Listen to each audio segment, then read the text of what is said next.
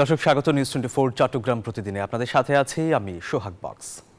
আমদানির পরও চট্টগ্রামে চালবাজিতে অস্থির চালের বাজার। সংকটের অজুহাতে কর্পোরেট ব্যবসায়ী ও উত্তরবঙ্গের চালের মোকামদারদের কারসাজিতে কয়েকদিনের ব্যবধানে দাম বেড়েছে বস্তা প্রতি 150 থেকে 200 টাকা পর্যন্ত। সবচেয়ে বেশি দাম বেড়েছে মোটা সিদ্ধ সহ সরু চালের। তাই টিসিবির দিকে ঝুঁকছে ক্রেতারা। বাজার নিয়ন্ত্রণে তদারকি বাড়ানোর তাগিদ ক্যাবের। আবু জাবেদের ছবিতে নয়ন বড়ুয়া জয়ের রিপোর্টে বিস্তারিত। চট্টগ্রামে চালের বড় পাইকারি বাজার চাকতাই ও পাহাড়তলি।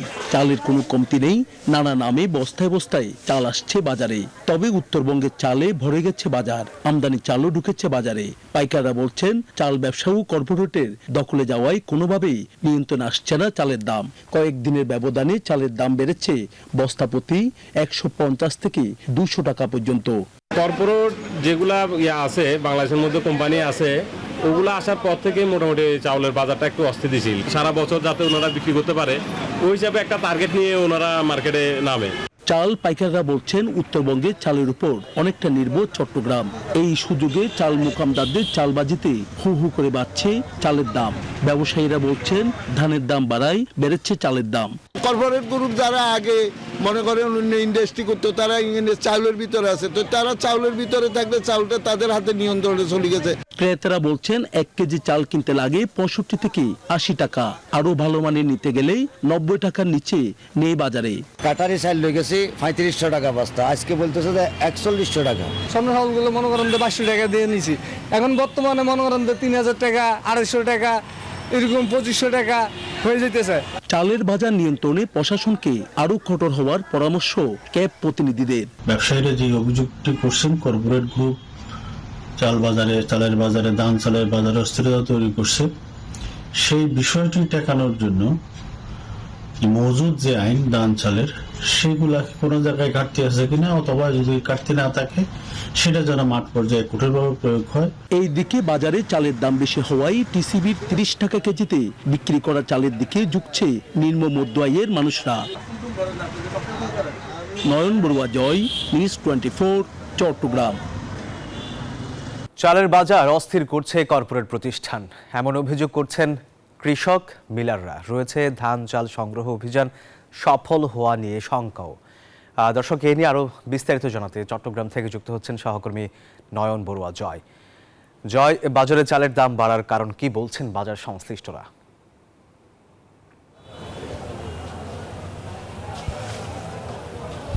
ধন্যবাদ সোহাগ আপনাকে। আপনি যথার্থ বলছেন যে চালের বাজার এখন অস্থির, যেহেতু চট্টগ্রামে চালের কোনো কমতি আমরা দেখছি না। তো কর্পোরেট গ্রুপ যারা আছে তারা কিন্তু ধান সংগ্রহ করা শুরু করেছে, যেহেতু আমন ধানের একটা বড় মৌসুম রয়েছে। তো একেবারে জমি থেকে তারা ধান সংগ্রহ করেছে বলে আমরা জানতে পেরেছি। এই কারণে কিন্তু আমরা দেখছি তারা ধান সংগ্রহ করছে, বেশি দামে ধান সংগ্রহ করেছে এমন অজুহাত কিন্তু তারা দেখাচ্ছে।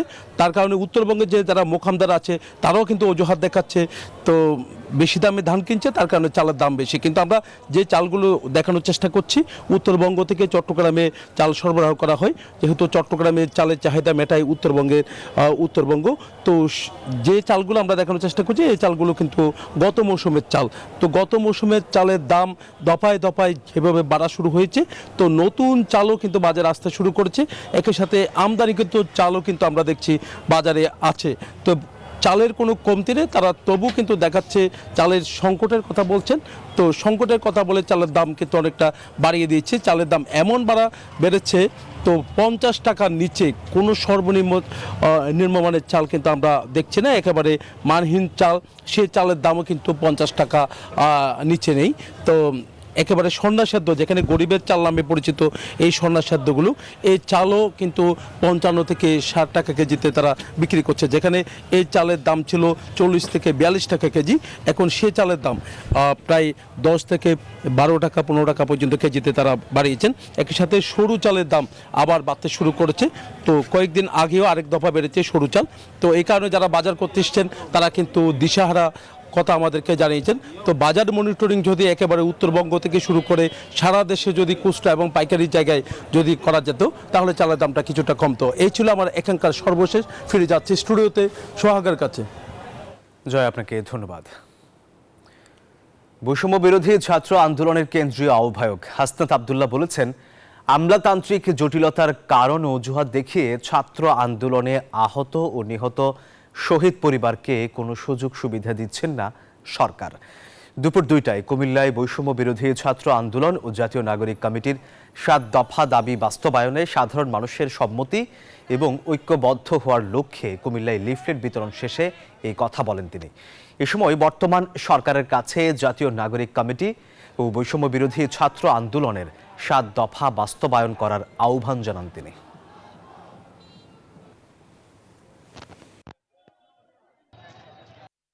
যখন জুলাই ফাউন্ডেশনে কোনো আহতের পরিবার যায়, শহীদ পরিবার যায়, সেখানে যে আমলাতান্ত্রিক জটিলতা, যে জটিলতার বিরুদ্ধে আমরা আন্দোলন করেছি, সে আমলাতান্ত্রিক জটিলতার দোহাই দিয়ে তাদের যেই সুবিধা, এই সুবিধা প্রাপ্তি থেকে তাদেরকে বিরত রাখা হয়েছে।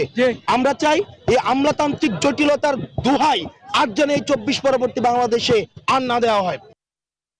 বর্ধিত সভা করেছে খাগড়াছড়িতে সদর উপজেলা বিএনপি। বিকেলে সদর উপজেলা বিএনপির আয়োজনে পৌর টাউন হল সম্মেলন কক্ষে এই সভা হয়। সদর উপজেলা বিএনপির সভাপতি মফিজুর রহমানের সভাপতিত্বে সভায় প্রধান অতিথি ছিলেন জেলা বিএনপির সভাপতি ও সাবেক এমপি ওয়াদুদ ভুইয়া। এ সময় তিনি জেলা বিএনপির সুনাম অক্ষুণ্ণ রেখে দলীয় কার্যক্রম গতিশীল করতে বিভিন্ন দিক নির্দেশনামূলক বক্তব্য দেন।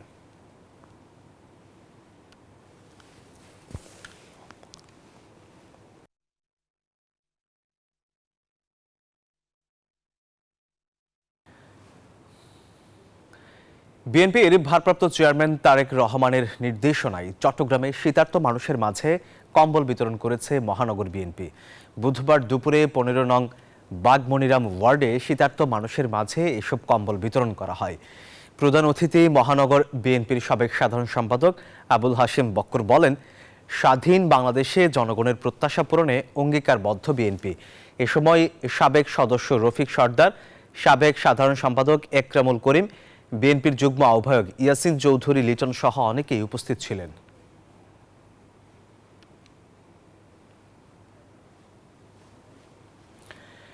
চট্টগ্রামে পাহাড় কেটে সাবার করে চট্টগ্রাম মেডিকেল নির্মাণ করছে 150 শয্যা বিশিষ্ট বার্ন ইউনিট। নেওয়া হয়নি এই পরিবেশের কোনো অনুমতি। তবে মেডিকেল কর্তৃপক্ষ বলছে, পাহাড় কাটা নয়, পাহাড় ধস ঠেকাতে পাহাড়ের কিছু অংশ করা হয়েছে সমতল। পাহাড়কে রক্ষণাবেক্ষণ করেই হবে বার্ন ইউনিট ভবন, আর নেওয়া হবে পরিবেশের অনুমতি। পরিবেশের বিপর্যয় হলে কঠোর অবস্থানের হুঁশিয়ারি বেলার। চট্টগ্রাম থেকে নয়ন বড়ুয়া জয়ের রিপোর্টে বিস্তারিত।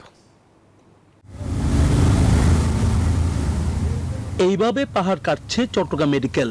নির্মাণ করা হচ্ছে পোড়া রোগীদের উন্নত চিকিৎসা দিতে 150 শয্যার আধুনিক মানের বার্ন ইউনিট। তবে সরকারি সংস্থার প্রকল্পেই সাবার হচ্ছে চট্টগ্রামের পাহাড়গুলো। গত 40 বছরে চট্টগ্রাম মহানগরীতেই হারিয়ে গেছে 120টি পাহাড়। বার্ন ইউনিট তো চট্টগ্রামে হচ্ছে, মেডিকেল এটা তো ভালোই, কিন্তু পাহাড় কেটে যেটা করা হচ্ছে সেটা তো অবশ্যই যুক্তিযুক্ত না। এই প্রকল্পে ব্যয় হচ্ছে 285 কোটি টাকা। এর মধ্যে 180 কোটি টাকা অর্থায়ন করছে চীন সরকার এবং বাংলাদেশ সরকার 105 কোটি টাকা দিচ্ছে। এই প্রকল্পের আওতায় একটি 6তলা ভবন নির্মিত হবে, কেনা হবে আধুনিক মানের সরঞ্জাম। পাহাড়কে সেভ করার জন্য এই যে স্লোপ যেগুলো করতেছে, এখানে ওরা আরসিসি কলাম দিবে, তারপর হচ্ছে এটার উপর আবার ওরা এই প্লান্টেশন করবে, পুরো জিনিসটাকে গ্রিন করে ফেলবে যেন মাটিটা ওখান থেকে বের না হয়ে আসে।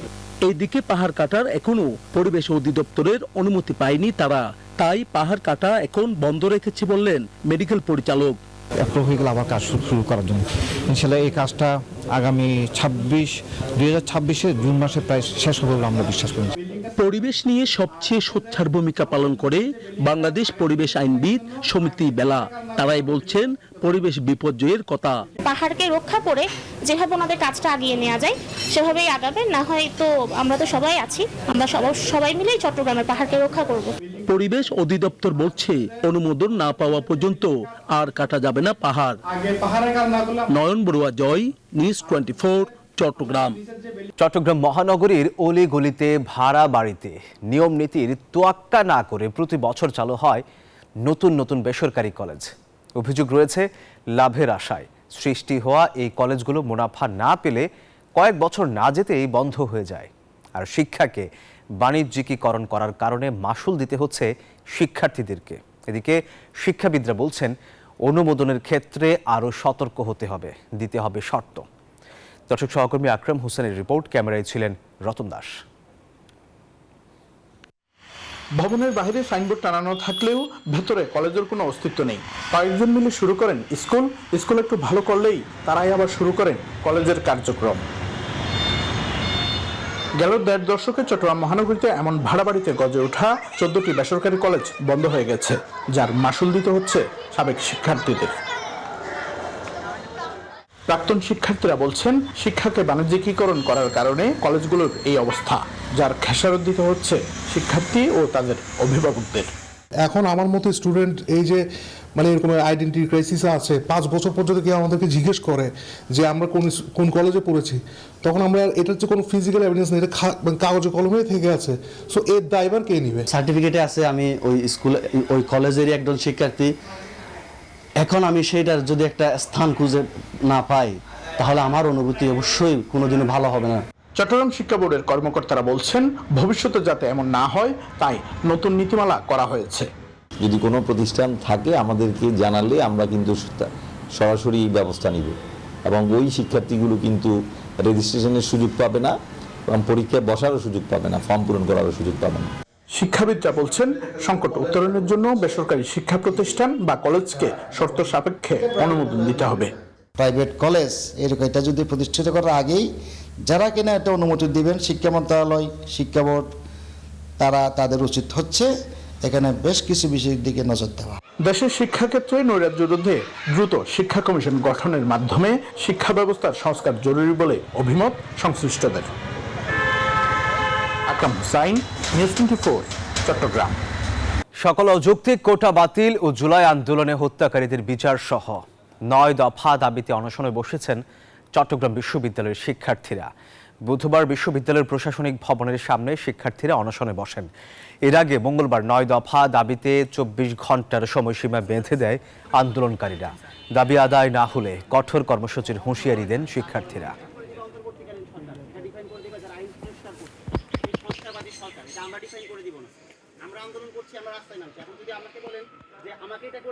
চট্টগ্রামের কাজী ডেউরি বাজার এলাকায় বিভিন্ন প্রতিষ্ঠানে অভিযান চালিয়েছে ভোক্তা অধিকার সংরক্ষণ অধিদপ্তর। তদারকিকালে বিভিন্ন হোটেলের ফ্রিজে বাসি ফাঙ্গাসযুক্ত মাংস সংরক্ষণ করা এবং অবৈধ প্রক্রিয়ায় পণ্য উৎপাদন করায় অর্থদণ্ড দেওয়া হয়। মেয়াদোত্তীর্ণ ঔষধ বিক্রয় করায় একটি ফার্মেসিকে জরিমানা করা হয়। অভিযানে 4টি প্রতিষ্ঠানকে মোট 1,36,000 টাকা অর্থদণ্ড আরোপ এবং তা আদায় করে ভবিষ্যতে যেন এ ধরনের অপরাধ সংগঠিত না হয় সে বিষয়ে সতর্ক করা হয়। এসো দেশ বদলাই, পৃথিবী বদলাই স্লোগানকে সামনে রেখে রাঙামাটিতে তারুণ্য উৎসবের বর্ণাঢ্য শোভাযাত্রা হয়েছে। বুধবার বেলা 11টায় জেলা প্রশাসনের উদ্যোগে জিমনেশিয়াম চত্বর থেকে একটি বর্ণাঢ্য র্যালি বের হয়। পরে শোভাযাত্রাটি শহরের বিভিন্ন সড়ক প্রদক্ষিণ করে। এতে বিভিন্ন বয়সী তরুণ তরুণীরা ব্যানার ফেস্টুন নিয়ে অংশ নেয়। এর আগে তারুণ্যের উৎসবের উদ্বোধন করেন জেলা প্রশাসক মোহাম্মদ হাবিবুল্লাহ। তারুণ্যের শক্তিকে কাজে লাগিয়ে পাহাড়ের তরুণ তরুণীদের জীবন সাফল্যমণ্ডিত করার আহ্বান জানান বক্তারা।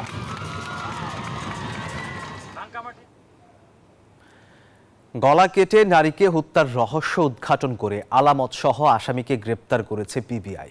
বুধবার ভোরে চট্টগ্রামের হাটহাজারী থেকে জড়িত মূল অভিযুক্ত রাফিকে গ্রেপ্তার করা হয়। পিবিআই জানায় ভিডিও ফুটেজ দেখে অনুসন্ধান চালায় তারা। নোয়াখালী ও চট্টগ্রামে অভিযান চালিয়ে আসামিকে গ্রেপ্তার করা হয়।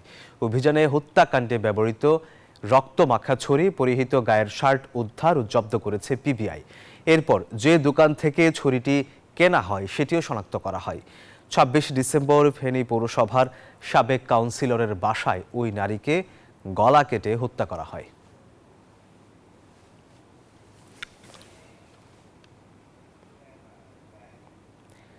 দর্শক, আর এই ছিল নিউজ 24 চট্টগ্রাম প্রতিদিনের সংবাদে। এছাড়া আরও সংবাদ ও বিশ্লেষণ জানতে ভিজিট করুন news24bd.tv।